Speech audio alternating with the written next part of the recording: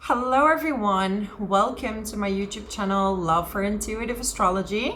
My name is Michelle and today I will talk about intercepted signs and intercepted planets in astrology. And I got this idea from a viewer that wrote a comment below my video, so thank you so much for this wonderful idea that today we're going to talk about. Okay, so I will let you know a short description of each and every single sign, and you can check out your natal chart, because a intercepted sign or planet or both, right, is when two signs are blocking a sign in the middle in a house. So you could have, for example, your first house is, your ascendant is Aries. And then the second sign is Taurus. And if Taurus is in between two signs, so then the cusp of the second house would be already Gemini, which means that Taurus is in between Aries and Gemini in the first house, which means it doesn't touch a cusp, okay? And part of what this does is that it's repressing a part of your personality that doesn't come as natural and as fluent as you wish it to be, okay? So, for example, in my chart, I also have an intercepted sign and planet. So, for example, my 9th house starts with the sign of Cancer, then goes into the sign of Leo, and my 10th house is starting with the sign of Virgo. So my Leo is locked, and it has there Jupiter, the South Node, and Venus. So you can understand that being self-expressive and self-confident doesn't come easy for me. But I will explain more about the signs very soon. So intercepted signs are just in the sign or in the system of Placidus, right? Tropical Placidus. I've been seeing many clients who have this, and I really see that it is repressing a part of ourselves, right?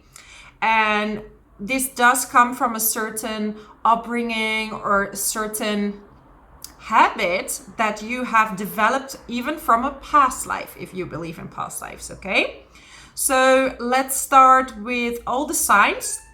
And remember, when one sign is repressed, the other one is repressed as well, right? We work with the axis. So I will start with Aries and Libra. So, but both have their own repression, but they kind of working hand in hand, so to speak. So if we have Aries and Libra, you know, no matter where it is in the chart, this is about the energy. And also look at, if you have intercepted planets, right? Look at the sign it rules. So you can check that in these videos. For example, if your Leo is trapped, it's similar to when your sun is trapped, right? And for example, if your moon is trapped, look at Cancer to understand more. So yeah, Aries, Libra, right? So we have Aries, the sign of identity. It rules the first house.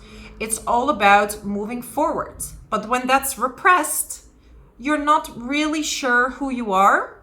So it's not like this from a very young age, I know what I want and I know what I'm gonna get. And then there's Libra on the other side, which is the sign that relates.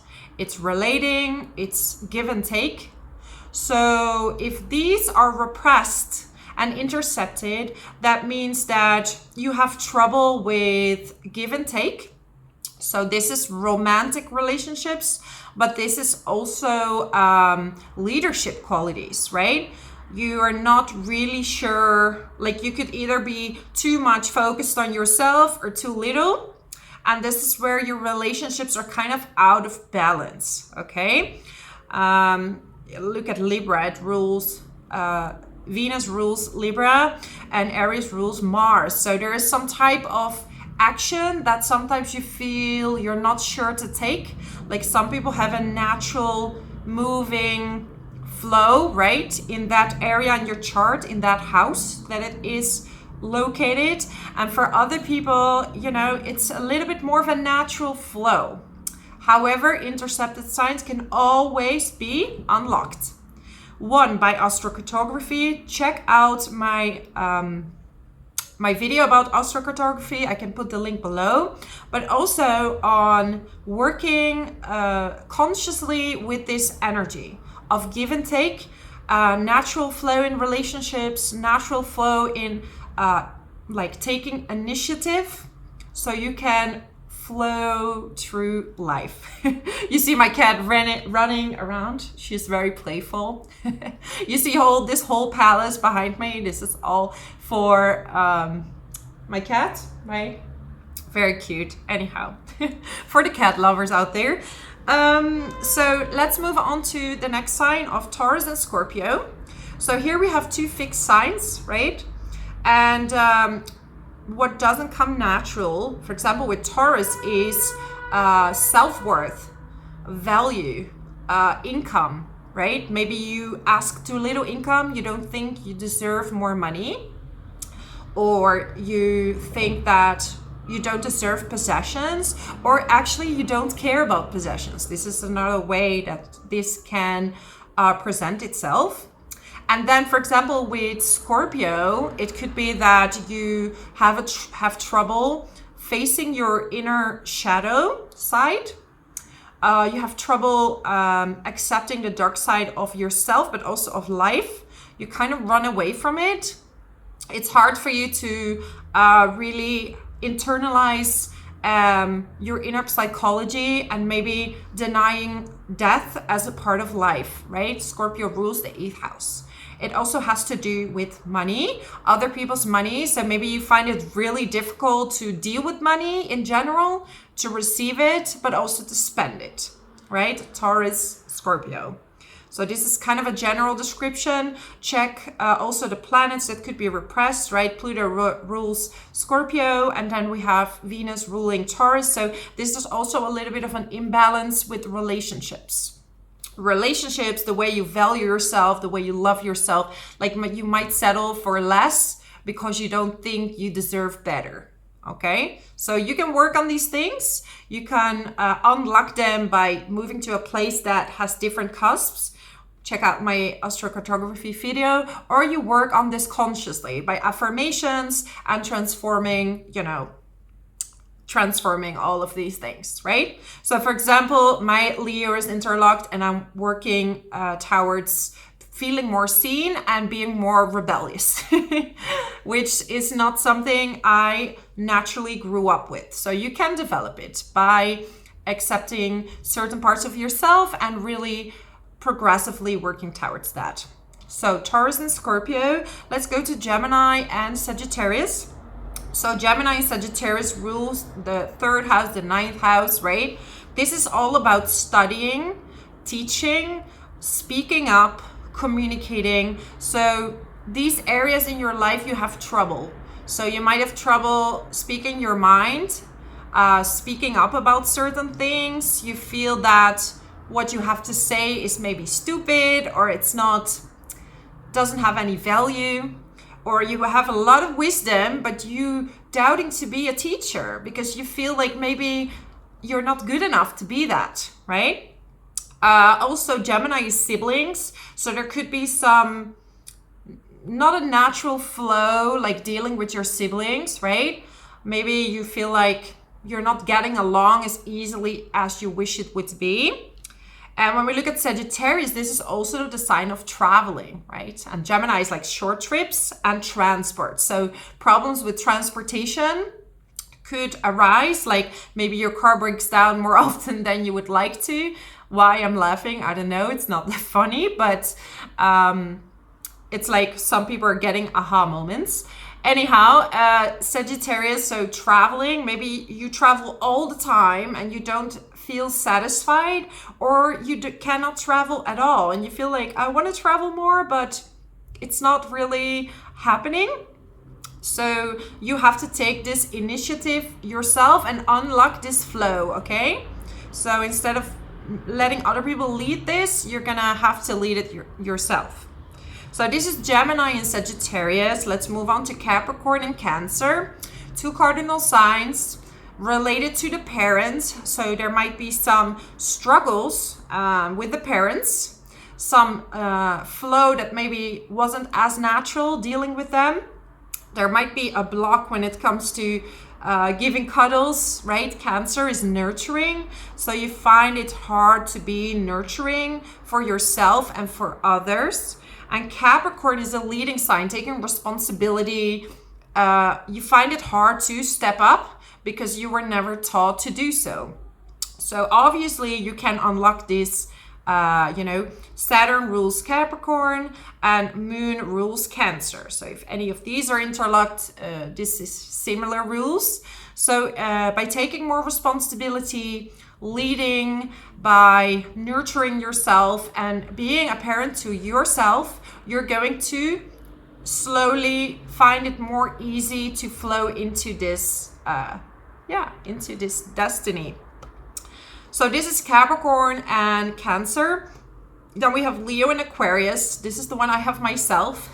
I moved to a different country, so you can check my Astrocartography what that means. But you can shift also, the signs. But if you're like, hey, I don't want to move, which obviously is not always a solution. Sometimes you just have to deal with certain certain repressions and unlock these things within yourself. So Leo is intercepted, is kind of like being scared to be seen, being scared to be acknowledged. It's like you want other people to be acknowledged and you're the last one.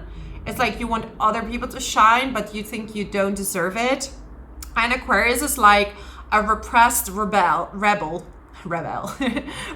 So you feel like, oh, I want to be a rebel. I want to be in communities, but I don't really find myself naturally drawn to the right people.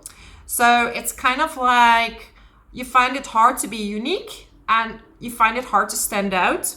This is the same when Uranus or the Sun are intercepted, okay?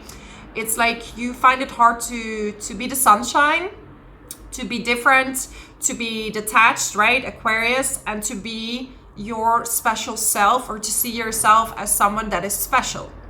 And everybody is special, but it's not like you are below others. So you have to raise yourself into everyone else, okay?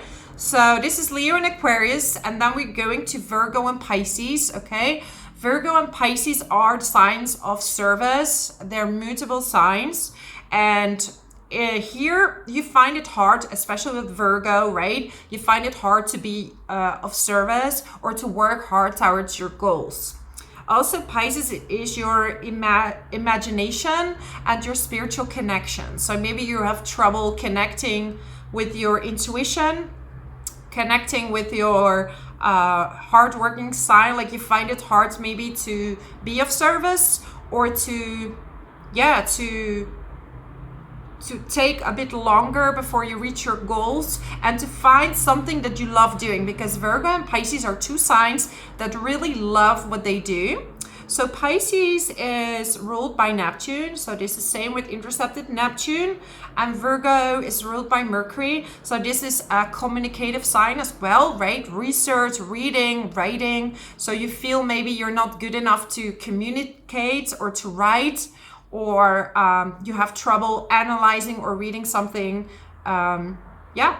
in order to proceed. And Pisces is also the sign of creativity. So you might feel that some of your parts of your creativity are locked, right? So this is it for all the signs. This was a short video to give you like some kind of general overview of what this means, okay? I also do private readings if you want to know what your natal chart, what is your blueprint in this life, your purpose, all that stuff. I'm really happy to do a reading with you. You find the details in the description box below, and maybe I'll talk to you one day, and I would be so excited to do so. And all the best to you. Bye bye.